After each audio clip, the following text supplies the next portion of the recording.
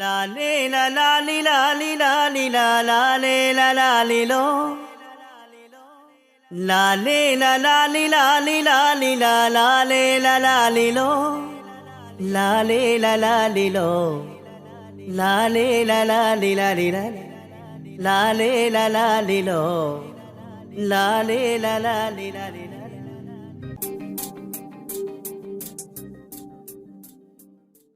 యేసు ప్రభు వారు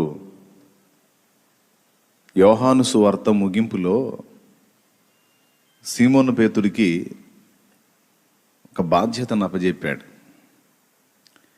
3 సార్లు సీమోను పేతుడిని ఆయన ఒక ప్రశ్న అడిగాడు. నీవు నన్ను ప్రేమిస్తున్నావా? వీరికంటే ఎక్కువగా నన్ను ప్రేమిస్తున్నావా అన్నాడు. గతంలో చెప్పానది. అయితే నీవు నన్ను ప్రేమిస్తున్నావా అని మొదట అడిగి ఆయన నా గొర్రె పిల్లలను మేపుము అన్నాడు. తర్వాత నా గొర్రెలను కాయుము అని చెప్పాడు.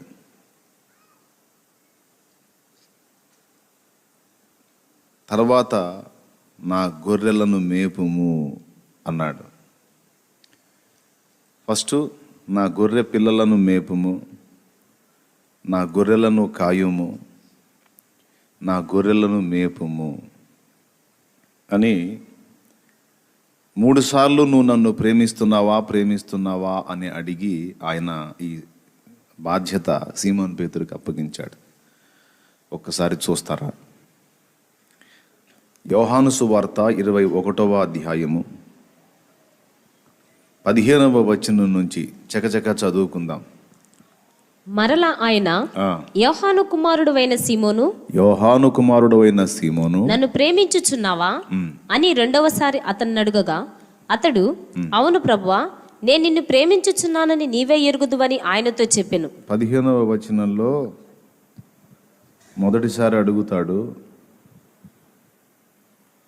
యేసు నా గొర్రె పిల్లలను మేపుమని, నేను నిన్ను ప్రేమించుచున్నాను అని సీమోను పేతురు చెప్పినప్పుడు నా గొర్రె పిల్లలను మేపుము అన్నాడు.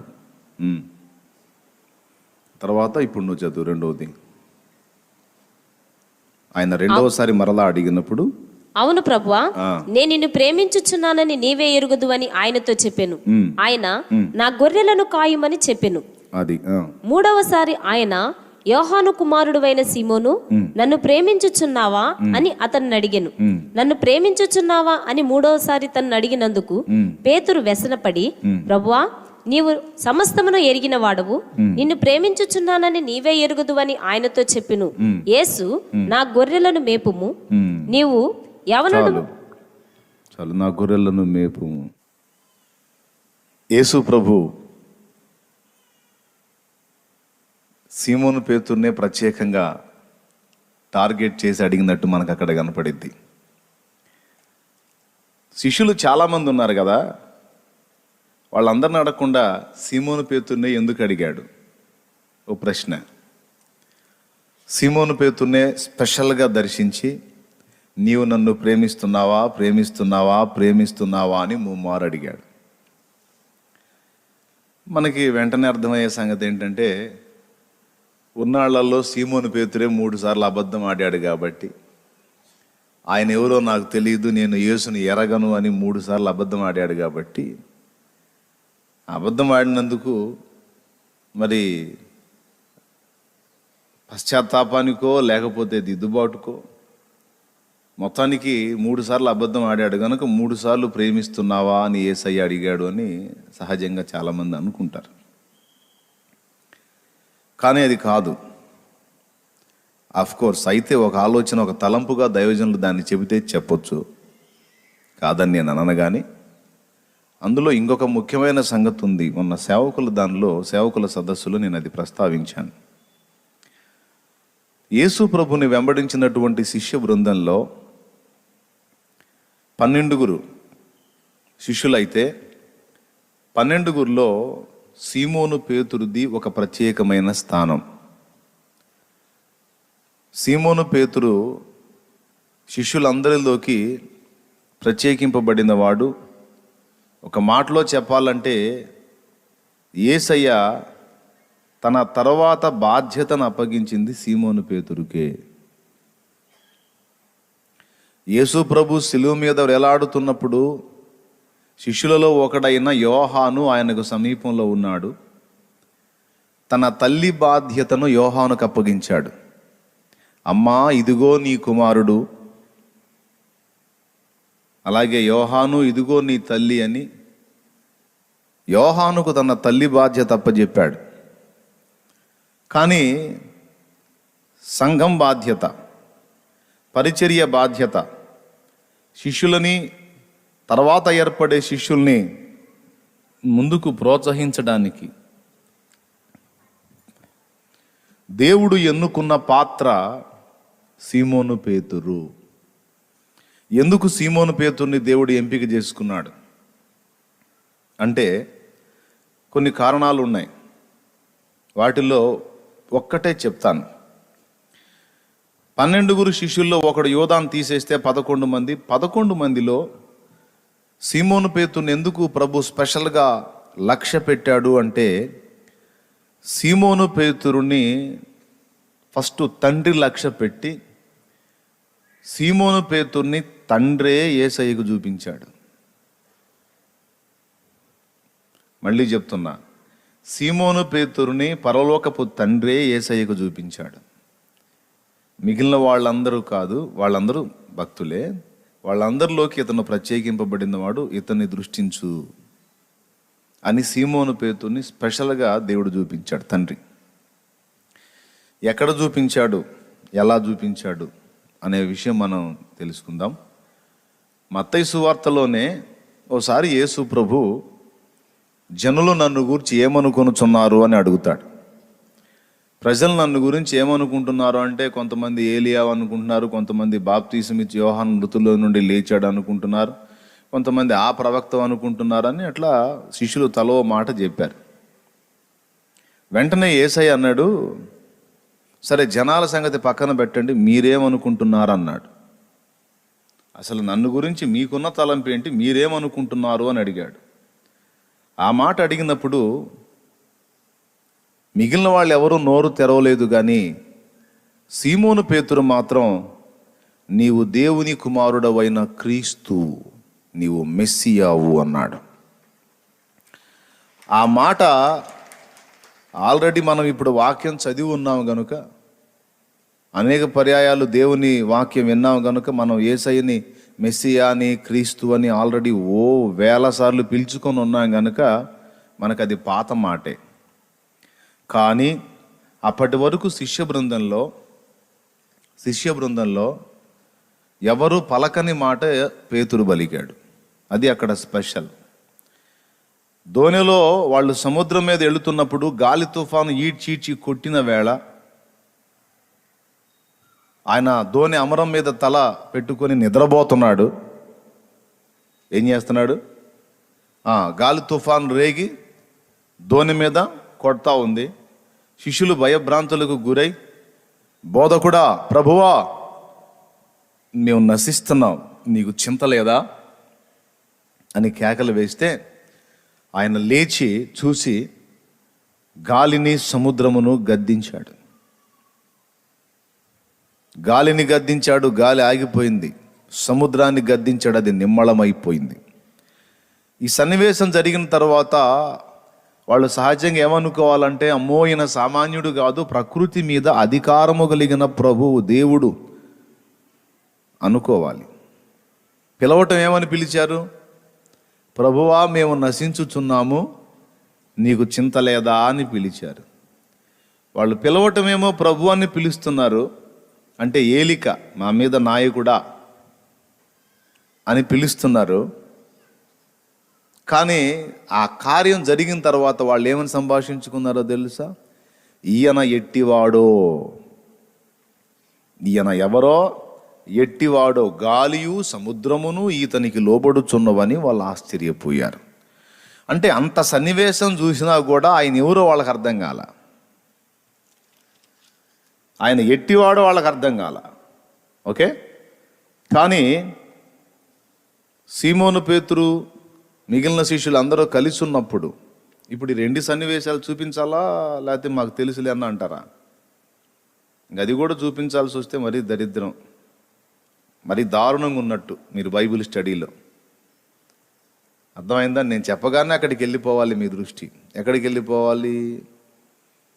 గాలి తుఫాన్ల దగ్గరికి వెళ్ళిపోవాలి. రెండవది, మీకు ఈ 2 సన్నివేశాలు ఒకసారి ఎందుకైనా మంచిది, మళ్ళీ మీలో జూనియర్స్ కూడా ఉంటారు కాబట్టి ఒకసారి చూపిస్తా. మత్తయి సువార్త 8వ అధ్యాయం 23వ వచనం. చదువు. ఆయన ధోని ఎక్కినప్పుడు ఆయన శిష్యులు ఆయన వెంట వెళ్ళిరి. 8:23 చదువుతుంది చూడండి. 26వ వచనం.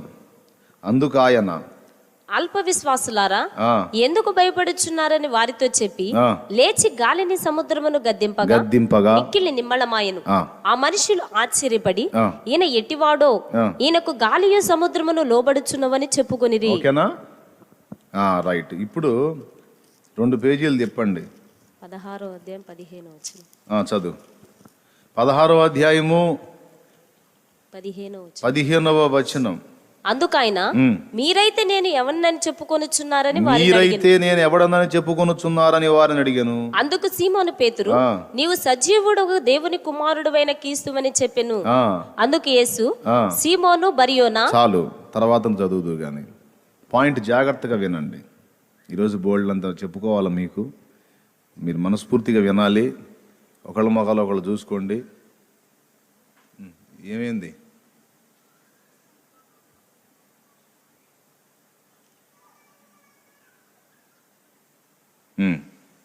స్తోత్రం చెప్పండి, గట్టిగా చెప్పండి. కాసేపు నేను చెప్పేది మైండ్ దగ్గర పెట్టుకొని జాగ్రత్తగా వినండి. ఎవరు శ్రద్ధ చేయొద్దు. చాలా మ్యాటర్ చెప్పుకోవాలి ఈరోజు నేను.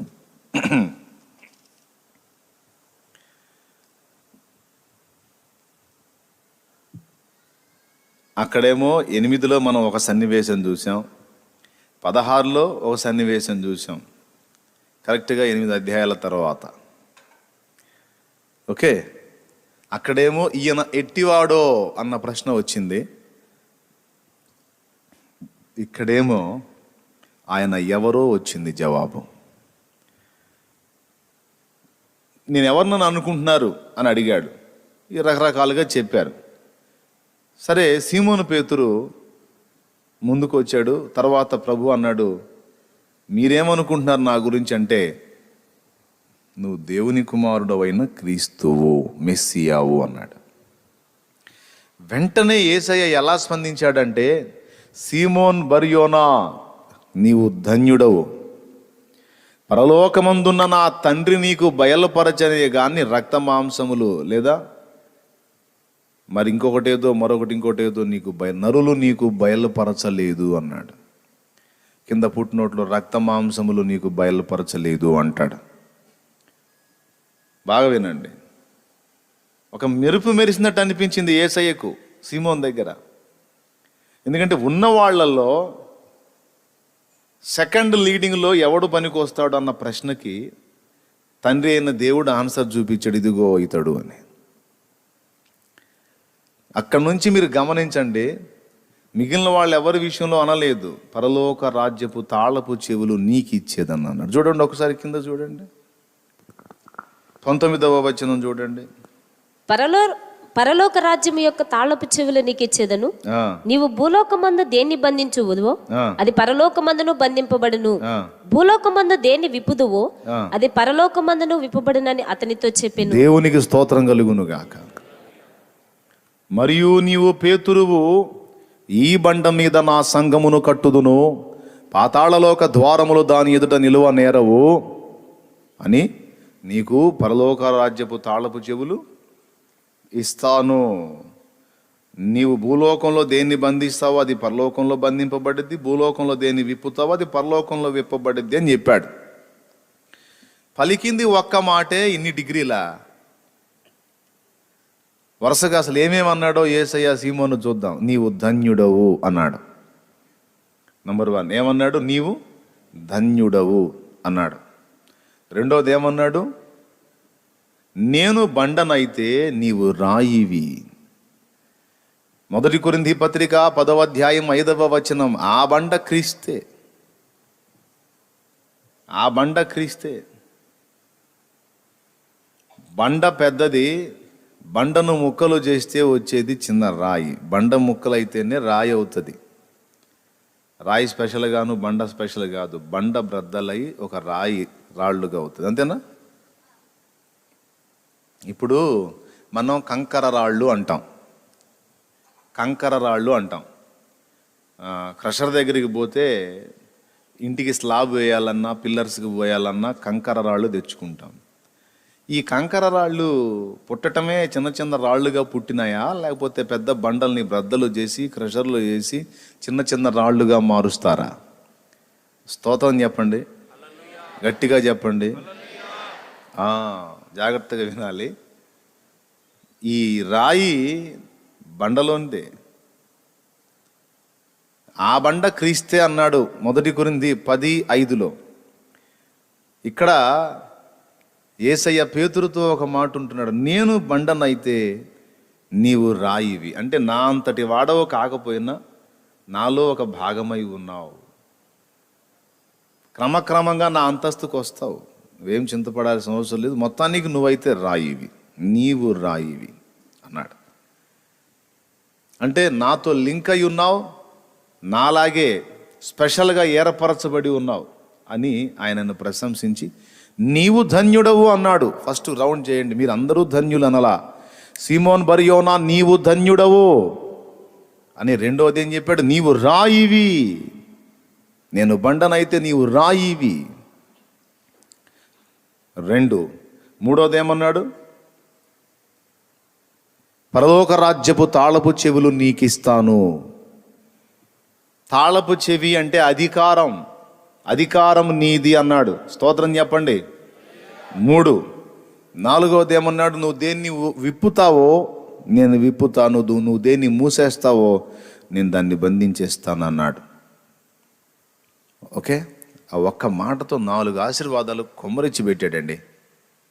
ఎంత గొప్ప ధన్యత సీమోన్కి. పాపం పొగడ్తలైనా అంతే పొందుతాడు, తిట్లైనా అంతే తింటాడు, దేనికైనా ముందే ఉంటాడు. స్తోత్రం, గట్టిగా చెప్పండి. ఎందుకు ఇన్ని మాటలు అనేశాడు యేసయ్య అంటే, సంఘమునకు స్తంభముగా తండ్రి ఎవరిని ఏర్పరిచాడో ఆ క్షణాన యేసయ్యకు ప్రత్యక్షత వచ్చేసింది, సీమోన్ ఎంచుకున్నాడని. అంతేకాదు, అక్కడ ఒక మాట అంటాడు, అక్కడ ఇంకొక సంగతి కూడా ఉంది. అంతవరకు తెలియనటువంటి నిగూఢమైన ఒక రహస్యము లేక మర్మము సడన్గా ఒక మనిషి ఓపెన్ చేశాడంటే అది తనంతటా తనకు కలిగింది కాదు, అది తండ్రి అతనికి బయలుపరచింది. మీరు బైబిల్ చదివారు, చాలాసార్లు చదివి ఉంటారు. కానీ సడన్గా ఈరోజు బైబిల్లోంచి అదే వచనాలు నువ్వు ఎన్నోసార్లు చదివిన ఆ వచనంలో నుంచి ఒక కొత్త తలంపు నేను తీసి నీకు అందించాను అనుకో, అది నా ఐడియా కాదు, నా ఆలోచన కాదు. బలిపీఠం మీదకి వచ్చి నేను మాట్లాడుతున్నప్పుడు సడన్గా ఒక మెరుపు మెరిసిందంటే అది అక్కడి నుండి తండ్రి ఇచ్చిందే తప్ప నా ఆలోచనతో నేను పొందింది కాదు. స్తోత్రం చెప్పండి, హల్లెలూయా. మళ్ళా నువ్వు ఎన్నోసార్లు చదువుతావు, కానీ అది నీకు అందదు. అక్కడ ఆ పాయింట్ ఉందన్న సంగతి నీకు అర్థం కాదు, నీకు అందదు. కానీ అది నేను పొందగలిగాను అంటే ఆ ప్రత్యక్షత నాకు ఇవ్వబడింది.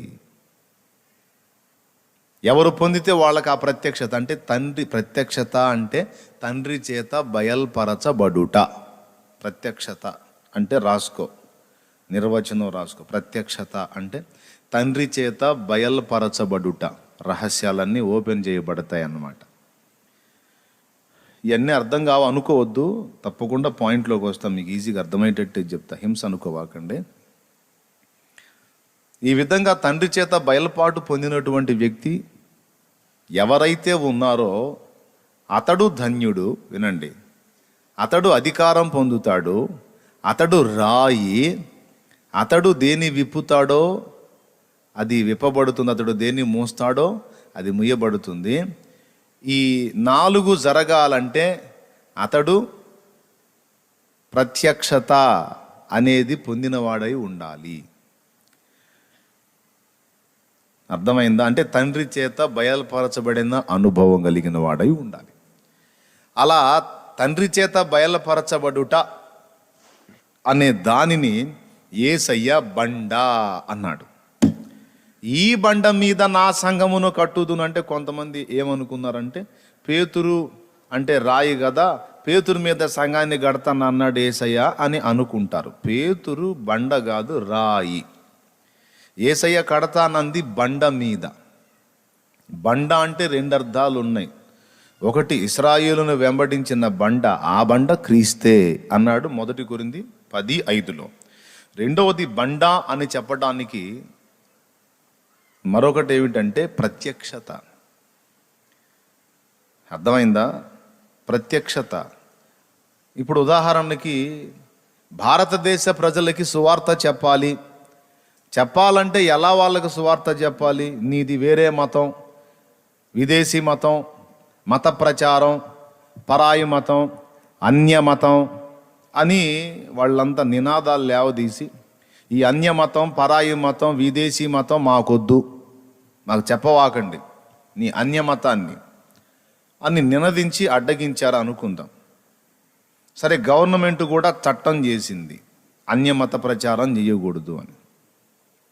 మరి భారతదేశ ప్రజలకు సువార్త చెప్పాలి కదా. దేవా, మరి ప్రజలకు సువార్త ఎట్లా చెప్పాలి? ఆత్మలు ఎలా రక్షించాలి? మొత్తం నరకానికి పోతారు కదయ్యా, నిన్ను తెలుసుకోకపోతే మరి ఎట్లా చేయాలి ప్రభువా అంటే దేవుడు ఒక ప్రత్యక్షత ఇస్తాడు. అన్యమతం చెప్పొద్దు కానీ వాళ్ళ మతం వాళ్ళకి చెప్పొచ్చుగా. అన్యమతం చెప్పొద్దు కానీ వాళ్ళ మతం వాళ్ళకి చెప్పొచ్చు కదా. ఓ బంగారం లాగా మాది మాకు చెప్పడానికి నువ్వు ముందుకు వస్తే ఆనందంగా వింటామని వాళ్ళే అంటారు. రైట్? కాబట్టి వాళ్ళ గ్రంథాలను పరిశీలించు, అందులోనే నన్ను గూర్చిన సాక్ష్యం నేను అనుమతించాను. ఆ ఆర్యులు రక్త బలులు ఎందుకు అర్పించారు అన్న ప్రశ్న వేయి, జంతు బలులు ఎందుకు అర్పించారన్న ప్రశ్న వేయి, ఏం ఉద్దేశించి అర్పించారన్న ప్రశ్న వేయి. అజామేధములో 7 యాగాలు ఉన్నాయి. రాజసూయం, వాజపేయం, నరమేధం, గోమేధం, అజామేధం, పురుషమేధం, అశ్వమేధం. 7 యాగాలు ఉన్నాయి. 7 యాగాలలో అజామేధం అనే దానిలో నిర్దోషమైన మేకను తీసుకొచ్చి దానికి బలుసుముళ్ళ కంప జుట్టి దాని మీద విలువైన కచ్చడం ఒకటి వేసి, అంటే విలువైన వస్త్రం వేసి, దాని దేహమంతా గాయాలు చేసి దాని 4 కాళ్ళు ఒక కొయ్యకు శీలలతో కొట్టి దానికి చేదు రసము లేక పుల్లని రసం, సోమరసము త్రాగించి దాని ప్రక్కలో పొడిచి ఆ విధంగా ఆ అజామేధములో దాని ప్రాణమును తీసి ఋత్వికులు దాని మీద వేయబడిన ఆ కచ్చడము లేక వస్త్రాన్ని చీట్లు వేసి పంచుకొని, ఏదో తగులుతుంది కదా మీకు ఈ మ్యాటర్ చెప్తుంటే, దేవునికి స్తోత్రం కలుగును గాక. ఇదంతా అజామేధం, పాప పరిహారార్థమై జరిగిన అజామేధం. ఇది దేవుడే వచ్చి జరిగించబోయేటువంటి బలిదానం. దానికి ముంగుర్తుగా, సూచనగా ఇది నేను అక్కడ అనుమతించాను. సో దాన్ని ఉటంకించి, ఇదిగో అజామేధములో నాడు మేక బలి అయినట్టు దానికి ప్రతిగా, మానవులకు ప్రతిగా సృష్టికర్త అయిన దేవుడే బలి అవుతాడు అనే దానికి ముంగుర్తుగా వాళ్ళ చేత నేను అది పలికింపజేశాను కనుక దాన్ని ఎత్తి మీరు చెప్పొచ్చు సువార్త. ఒక ప్రత్యక్షత అది. ఈ ప్రత్యక్షత అందనోడు ఏమంటాడంటే, అసలు వాళ్ళతో మనకెందుకు, వాళ్ళ పుస్తకాలతో మనకెందుకు, వాళ్ళ గ్రంథాలతో మనకెందుకు, మనదేదో మనం చెప్పుకుంటా వెళ్ళిపోదాం అంటాడు. మనదేదో మనం చెప్పుకుంటా వెళ్తానికి ఇప్పుడు రానియట్లేదు కదా మరి నిన్ను. నీది అన్యమతం రా బాబు, మాకెందుకు చెప్తున్నావు నువ్వేడా? ఇప్పుడు ఒక గుడి ఉందంటే దానికి ఇన్ని కిలోమీటర్ల దూరంలో అన్యమత ప్రచారం జరగకూడదని నిబంధన పెట్టారు. వైఎస్ఆర్ పరిపాలనలో ఉన్నప్పుడే జరిగింది, తెలుసు కదా, ఎంతమందికి తెలుసు. ఇప్పుడు అక్కడ నుంచి ఇన్ని మీటర్ల దూరంలో చర్చ్ ఉండకూడదు, మత ప్రచారం జరగకూడదు అని నిబంధన తెచ్చినప్పుడు భవిష్యత్తులో అసలు అన్యమత ప్రచారం ఏది కూడా ఎత్తడానికి వీల్లేదని నిబంధన తెచ్చాడు అనుకో, అప్పుడు ఏం చేస్తారు? Praise the lord. ఇలాంటి ఒకవేళ సన్నివేశాలు వస్తే వాళ్ళకి ఎలాగా సువార్త అందించాలో దానికి పరిష్కారం దేవుడు ముందే సిద్ధపరిచి ఉంచాడు. ఇలా ఇక్కడ సిద్ధపరచబడి ఉంది, ఇదిగో ఇందులో ఈ సాహిత్యంలో నన్ను కూర్చున్న పోలిక ఉంది, నువ్వు తీసుకొని దీన్ని ఉటంకించి ప్రస్తావించు, అవతలి వాడు వింటాడు అనే విషయాన్ని బయలుపరచడం అనేది అందరికీ జరగదు. అది ఎవడికి బయలుపరచబడిందో అతడు ఎలుగెత్తి ఘోషిస్తాడు, అతడు అన్యజనులకు దాన్ని చూపించే సువార్త చెప్పి వారిని క్రీస్తులోనికి నడిపిస్తాడు. ఆ ప్రత్యక్షత అందరికి అందదు. అందనోడేమంటాడు, వాళ్ళ గ్రంథాలతో మనకెందుకు సార్, పోతే పోని నరకానికి, మనల్ని చెప్పనీయకపోతే ఏమన్నాడు, ఏ పట్టణంలోనైనా ఏ ప్రదేశంలోనైనా మిమ్మల్ని స్వాగతించకపోతే చెప్పనీయకపోతే కాళ్ళ దుమ్ము దులిపొచ్చేయమన్నాడు. కాళ్ళ దుమ్ము దులిపొచ్చేమంది ఎక్కడ? ఇశ్రాయేలు యెరూషలేములోనా, ఇశ్రాయేలు జనాంగంలోనా, అన్ని జనుల మధ్యన దుమ్ము దులిపేమంది ఎక్కడ దులిపేయమన్నాడు? అన్ని జనుల దగ్గరికి పోయి నువ్వు చెప్పే మాట వినకపోతే దుమ్ము దులిపి వచ్చేస్తావా? ఎక్కడ దాన్ని తీసుకొచ్చి ఎక్కడ అన్వయించి ఎక్కడ ఆలోచిస్తున్నారు? మరి ఇలాంటి వ్యక్తులు అన్యజనులను రక్షించాలన్న ఆరాటం భారం లేకుండా ఆ విషయంలో ప్రత్యక్షత పొందకుండా ఉన్న వ్యక్తులు సేవ చేసినప్పుడు వారి సేవ ఎదుట పాతాళలోక ద్వారములు తెరిచే ఉంటాయి. ఎందుకు తెరిచి ఉంటాయి అంటే వీళ్ళకి ఆ భారం ఉండదు కదా, ఆ ప్రత్యక్షత లేదు కదా, వాళ్ళకి ఎలాగైనా సువార్త అందించాలన్న ప్రత్యక్షత లేదు, ఆ భారం లేదు. పౌలుకుండిన ప్రత్యక్షత వీళ్ళకు లేదు. ఈ కారణం చేత ఏం జరిగిద్దంటే వింటే విన్నారు, లేకపోతే మత ప్రచారం వద్దు అంటే మానేస్తాం, ఏడిచారు, ఏంది వాళ్ళని బతిలాడేది ఏంది అన్నట్టు అయ్యగారు సర్దుకుంటాడు. నేను బైబిలే చెప్తాను, బైబిల్లో ఉన్నదే చెప్తాను, అబ్బా వినేవాడికి ఎలా ఉంటుందంటే అమ్మో ఎంత సత్య ప్రవక్త, అసలు బైబిల్ని తప్పితే రెండో దాన్ని వాడాడు ఎంత గొప్పోడో అనేది ఒక బిల్డప్. వినేవాడికి చూసేవాడికి అరే నిజంగా గొప్ప విషయం రా బాబు ఇది. ఇప్పుడు చూడటానికి ఎట్లా ఉంది? నేను చెప్తా, నా మతాన్నే చెప్తా, వాడు వింటే విన్నాడు, అన్య మతం వద్దు అన్నాడంటే వదిలేసి వచ్చేస్తా, కాళ్ళ దుమ్ము దులిపి వచ్చేస్తా, పోతారు వాళ్ళే నాశనమే అని అనుకొని ఇంట్లో కూర్చున్నోడు కూర్చుంటే మరి వీళ్ళందరూ యాడికి పోతారా? వీళ్ళందరూ యాడికి పోతారు? పాతాళానికేగా. మరి ఇలాంటి వ్యక్తులు చేసే సేవ ముందు పాతాళలోక ద్వారాలు ముయ్యబడతాయా, తెరవబడతాయా? తెరవబడే ఉంటాయి. ఎంతమందికి అర్థమైందో? ఇప్పుడు పౌలు ఉన్నాడు, ప్రత్యక్షత కలిగిన వాడు. పేతురు ఉన్నాడు, ప్రత్యక్షత కలిగిన వాడు. పౌలు పరిచర్య చేస్తే అతని సేవ ముందు మాత్రం పాతాళలోక ద్వారాలు నిలవనేరవు. అసలు ద్వారాలు నిలవబడటం ఏంటంటే ఆయన సేవలో పాతాళం ముయ్యబడుతుంది తప్ప ఆయన సేవలో పాతాళం ఓపెన్ కాదు.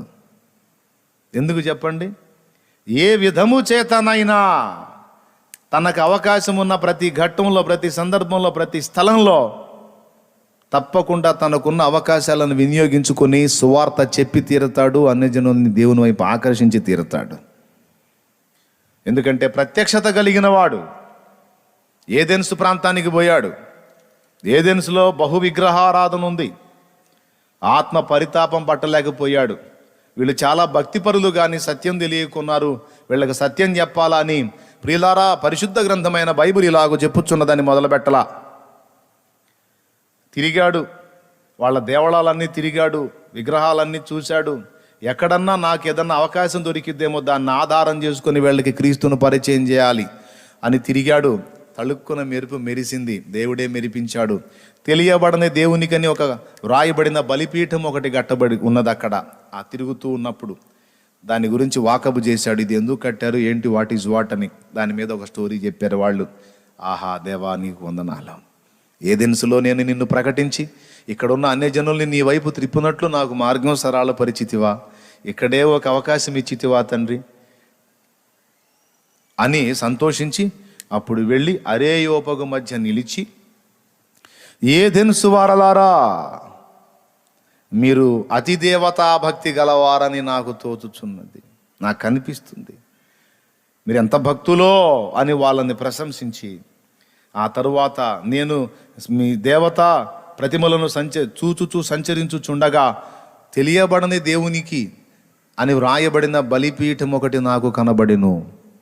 తెలియక మీరు దేని యందు విశ్వాసం ఉంచుచున్నారో దానినే నేను మీకు ప్రకటిస్తున్నాను అని మొదలుపెట్టి వాళ్ళకి సువార్త చెబితే, కొంతమంది ఏమో ఇదేదో కొత్తగా ఉన్నదే, రేపును చెప్పుము మేము విందుము అని పోయారు. కొంతమంది అయితే పౌలును హత్తుకుని విశ్వసించిరి అని రాయబడి ఉంది.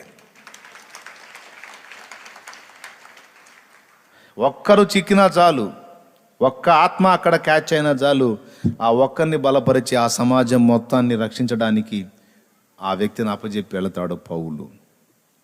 ఇప్పుడు చెప్పండి, ప్రత్యక్షత కలిగిన భక్తుడు చేసే సేవ ముందు పాతాళలోక ద్వారము మూయబడుతుంది. ప్రత్యక్షత లేకుండా తలకాయతో ఆలోచించి తలకాయతో సేవ చేయాలని, తలకాయ పాండిత్యం ప్రదర్శించాలని ప్రయత్నించిన వాడి సేవ ముందు పాతాళం తెరిచే ఉంటుంది. ఎందుకంటే ఇలా చెప్పాలని పట్టించుకోరు కదా. మనకేందంత అవసరం ఏంటి? ఏడిశారు, రక్షించబడితే పడ్డారు, పోతే పోతారు పాతాళానికి. మనకేంది?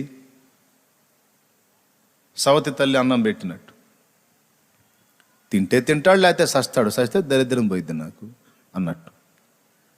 యేసయ్య తన దాసుల విషయంలో మాట్లాడే, పౌలు కన్న తల్లి లాంటివాడు. స్తన్యమిచ్చు తల్లి తన చంటి పిల్లలను గారవించినట్లు మేము మీ ఎడల సాధువులమై నడుచుకుంటుమి. కన్న తల్లి మమత కలిగినోడు పౌలు. ఏదెన్సును చూసి అయ్యో వీళ్ళు ఎట్లా రక్షించబడతారనే భారంతో వెతికి తెలుసుకొని వాళ్ళ దానిలో నుండే ప్రకటించాడా, లేకపోతే ఏం దాన్ని తీసుకొచ్చి ప్రకటించాడా? పాపమైన బైబిల్ సంగతి చెబితే వాళ్ళకి ఏమర్థమైంది? ఇదేదో క్రొత్త మతముగా ఉన్నదే అంటారు. అందుకే ఇది కొత్తది కాదు, ఏమి కాదు, ఇన్నాళ్ళు మీరు బలిపీఠం గట్టి చేశారే తెలియబడని దేవునికని, ఆయనే ఈయన అని చెప్పాడు. ఆత్మలు రక్షించబడ్డాయి. తర్వాత గొప్ప పరిచర్య జరిగింది అక్కడ. స్తోత్రం చెప్తారా? గట్టిగా చెప్తారా? ఇప్పుడు పాయింట్కి వస్తున్నా.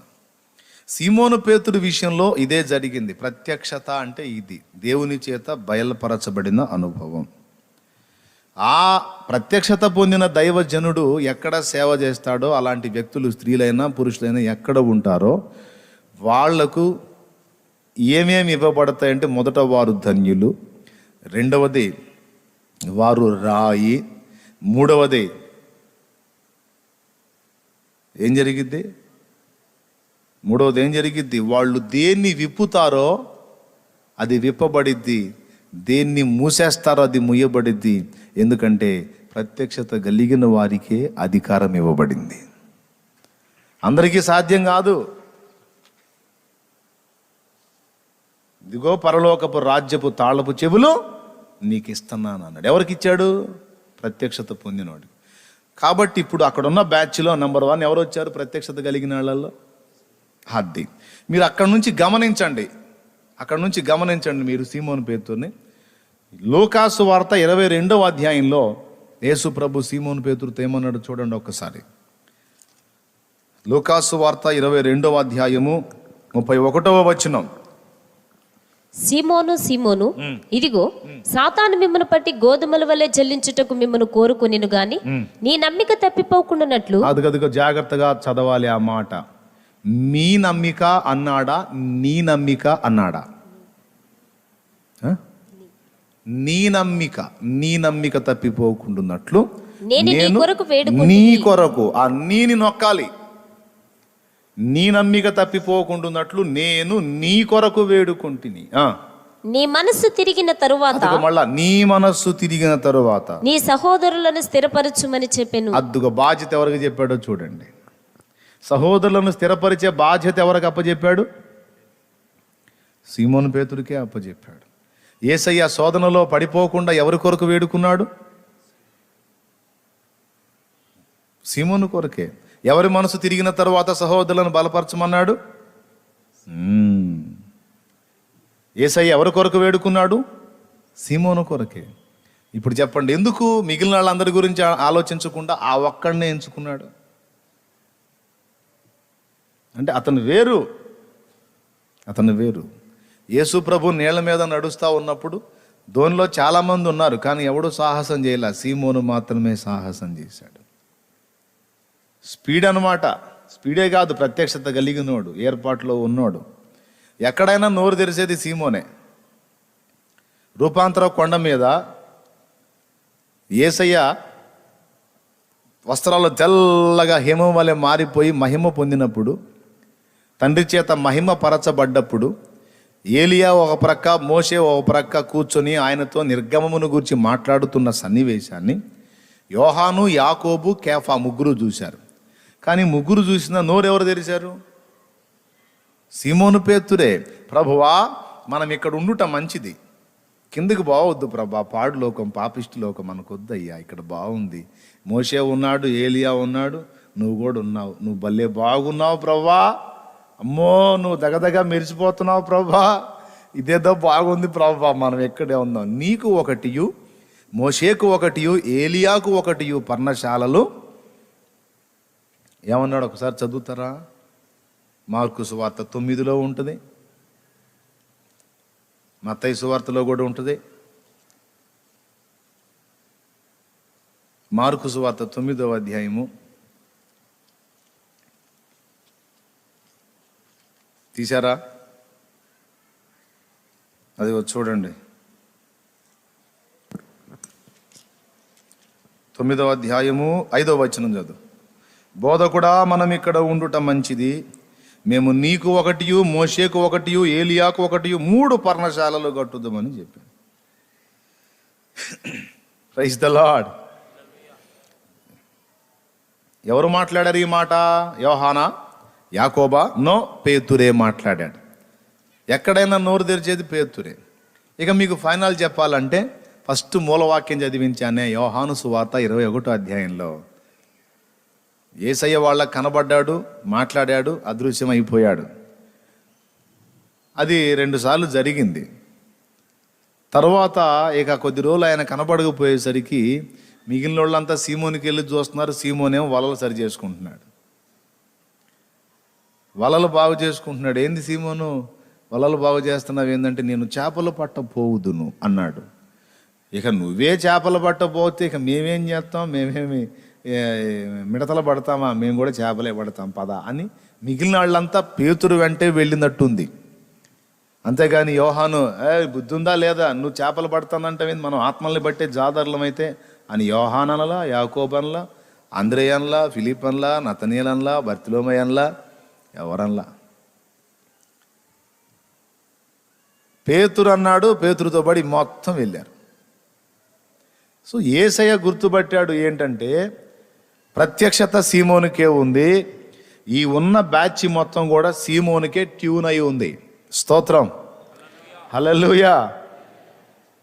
ప్రత్యక్షత ఎవనికి ఉంటుందో మంద ఆ వ్యక్తికి ట్యూన్ చేస్తాడు దేవుడు. ప్రత్యక్షత లేని వ్యక్తికి మంద ట్యూన్ కాదు. ఆత్మీయులు ట్యూన్ అవరు. ఎవరికి ఆ ప్రత్యక్షత ఉందో వాళ్ళకి ట్యూన్ అవుతారు మంద. దేవునికి స్తోత్రం కలుగును గాక. కాబట్టి ఇక్కడ ప్రత్యక్షత కలిగిన పేతురే ముఖ్య నాయకుడు అయిపోయాడు, మెయిన్ మెంబర్ అయిపోయాడు. ఇక అందరూ కూడా పేతురు మాటకు విధేయత చూపాల్సిన పరిస్థితి వచ్చింది. ఇప్పుడు సంఘ పెద్దలలో ప్రప్రథమమైన వాడు ఎవరు? ఇప్పుడు మీరు చెప్పండి. సీమోను బరియోనా, నీవు ధన్యుడు అని పొందాడే టైటిల్ ఆ పేతురే. కాబట్టే నీ కొరకు వేడుకుంటుని అన్నాడు, నీవు ధన్యుడవు అన్నాడు, రాజ్యపు అధికారం నీకు ఇస్తానన్నాడు. ఇవన్నీ గుర్తుపెట్టుకొని చూడండి. ఇప్పుడు మూలవచనం దగ్గరికి రండి.